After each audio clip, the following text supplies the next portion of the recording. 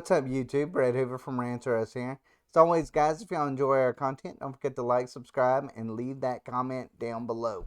Alright, so He-Man fans, turn off Kevin Smith on Netflix. I think after Masters of the Universe Revelation, part 1, it was inevitable that fans were going to just tune it out. Simply put, the first part, they tuned in because of the controversy. They tuned in because they thought maybe all of this controversy is just a bunch of nothing burger. And then when they found out that it was that they basically had just butchered He-Man in every single fashion, sometimes literally in the show, um, there was just no saving the series at that point. So it's no surprise that fans have just completely and totally tuned out of part 2. Now, I watched part 2, and part 2 to me was even worse than part 1. Kevin Smith, look, there's no two ways about it. He's a liar. I cannot believe he even come out with this bogus story about how it's all about He-Man. It's not a Tila story. It's clearly a Tila story. There's just no way around it. And the funny thing is He-Man fans actually love Tila. They actually love Tila, but they don't want Tila as the main character. They want a He-Man centric story. The idea that He-Man just kept dying and then Tila would have to come in there and save him, and it seemed like, He-Man was more interested in his parents' divorce than he was actually, saving the world. That all was up to Tila at the very end. The very last scene, and this is a spoiler, is He-Man says, I don't know if there's any need for me anymore since you're all powerful, basically, to Tila. That was the end of it for me. Simply put, is I'm not tuning in to a show about He-Man when He-Man doesn't even feel like he's even needed anymore. That to me is very sad in itself. But let's go ahead and let's read this article. It says He-Man Masters of the Universe Revelation series on Netflix, as basically nobody watched part 2, which debuted last week. While a lot of fans tuned in for part 1 as the first part of Masters of the Universe Revelation made it to Netflix top 10, part 2 didn't make any of Netflix's top 10 on trending lists for the week of November 22nd through the 28th. Netflix released the data for the top 10 shows for November 22 through 28, where He-Man is nowhere to be found. And worth a mention is that 8 out of the 10 have been repeat weeks. So the data reveals it's really bad for Smith's He-Man, which debuted new content. But again, no one tuned in. I mean, and of course, then this shows you, what the top ones are. True Story, Limited Series, Cowboy Bebop Season 1. I just finished that. It was decent. But I mean, there's a lot, of course, Tiger King.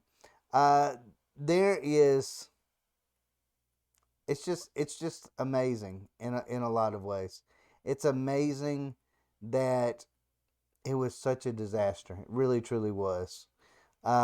Says much like part 1, Master of the Universe Revelation, part 2 is more bait and switch, as part 2 is all about evil-lyn and how it isn't her fault that she is evil, but because of how she was treated by Skeletor. That was probably the more cringe-worthy moment of this show, is when evil-lyn became, took charge of the sword, and then found herself, in the all-powerful godlike position. That was ridiculous because at the end of the day, it made Skeletor look so weak and fragile. And then here you have the two most important Masters of the Universe characters, Skeletor and He-Man, basically sidelined, basically just not of any importance whatsoever, masculinized, I guess you could say. It just was ridiculous. It was terrible all the way through. Evil-lyn's backstory was just stupid. It was just stupid all the way around. There's no two ways to put it. It was bad all the way. Um, I cannot believe that Kevin Smith looked at this and said, you know what? I bet there's a lot of people that are going to enjoy this. Like, that's how out of tune Kevin Smith actually is at this point in his career. Is he doesn't even, calls himself a fan, but he doesn't really know anything about what the fan base actually wants, which is just sad that he's even got a reputation at this point, if he even does. It says, an episode even featured Prince Adam denying He-Man by stating something along the lines of that he wasn't He-Man, but Adam. What blows my mind is that Netflix producer Ted Biaselli was basically responsible for the series, where it's known the dude is a massive He-Man fan, as he has garages filled with action figures. So you are trying to tell me this is Biaselli's childhood dream story for He-Man, making it all about Teela and evil-lyn, transforming them into men in drag and crapping all over He-Man. Now, the men in drag thing is actually true in a lot of ways, because Teela looks so strange. evil-lyn looks so strange. I don't know why they decided to go for like this incredible masculine look. I mean, it was like they were going for like, these muscle bound characters, but the problem was the muscle bound characters weren't the men, they were the women, and it looked so strange when you had Teela or evil-lyn, and then you put Adam in the picture, and you're like, whoa. It's like it's just, it looked out of place. They could have, you could make strong female characters without making them just so freaking masculine. Like, no one wants to see that. It was just bad. It was just, it was bad. I, I can't even put into words just how bad it truly was. And it's totally right. Like, if you're a He-Man fan, how could you possibly look at this and go, you know what? That's what I imagined it to be. That's what I wanted it to be. I think that's just Netflix. Netflix just basically says, you know what? It's got to be this way, or no way. Like, we're gonna push propaganda over, I don't know, enjoyable content at this point.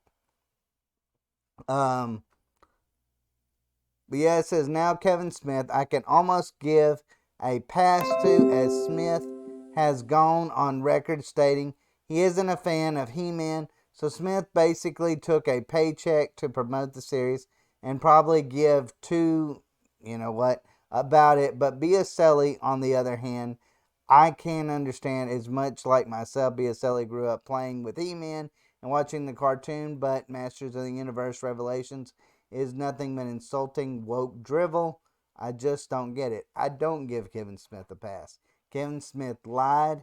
He intentionally tried to promote a show that he really wasn't that interested in. It did feel like it was a paycheck for him. But at the same time, look, he's basically like king of the geeks in a lot of ways, when it comes to these fandoms. And then he goes and he puts out this drivel. It just shows, just like I said, how out of touch he is. But I don't give him a pass. I don't give him a pass because he promoted it. He lied about it. Therefore, he should get the most responsibility for how bad it actually turned out. Because he lied. If he would just come out and said, wait for the show, see if you loved it, you hated it, let me know. But he made every excuse. He wanted to call basically all fans of He-Man, they just totally don't get it. No, he didn't get it. He didn't get what the fan base wanted or what they liked. He didn't even know which characters that He-Man fans really cared about, because they completely focused on the wrong characters. It's just crazy. Crazy.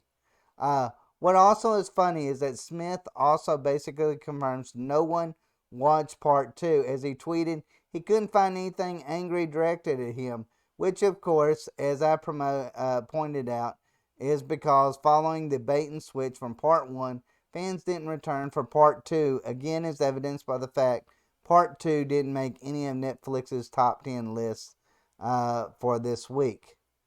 Part 2 also has 46% Rotten Tomato score from fans, with part 1 at 39%. Oh, you can bet that's going to go down. I can assure you that will go down.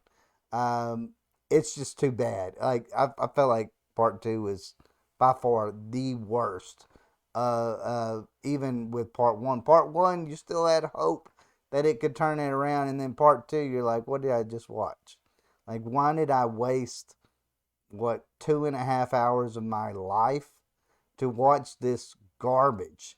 That's how I felt towards this. I was really offended by the end of it because I feel like I only got so many hours on this earth, and then I spent my time watching this. Like, it just insulted me. I'm not a gigantic He-Man fan, but look, I understand fan bases. I understand. I'm a huge Star Wars fan. I understand how it felt when they completely destroyed Star Wars with all this woke nonsense. Completely destroyed the characters we grew up loving. So I totally get where He-Man fans are at when it comes to this. Because, look, been there. And it feels like Kevin Smith should understand this concept. But at the end of the day, I kind of feel like he's a fraud. And you know what? Before this He-Man thing come out, I was like, hey, you know what? Kevin Smith's got this. He's a fan. He understands fandoms. I was wrong. I was completely wrong. And I regret ever saying that. I really do. I'm kind of embarrassed about ever believing in Kevin Smith in any way. He was a fraud. And he just fooled us for years in a lot of ways. But anyways, guys, let me know what y'all think down below. What did y'all think of Masters of the Universe Revelation Part 2? Did you love it? Did you hate it? Guessing by the Rotten Tomato scores, you probably hated it. But anyways, guys, let me know what y'all think. As always, thanks for watching. Take care.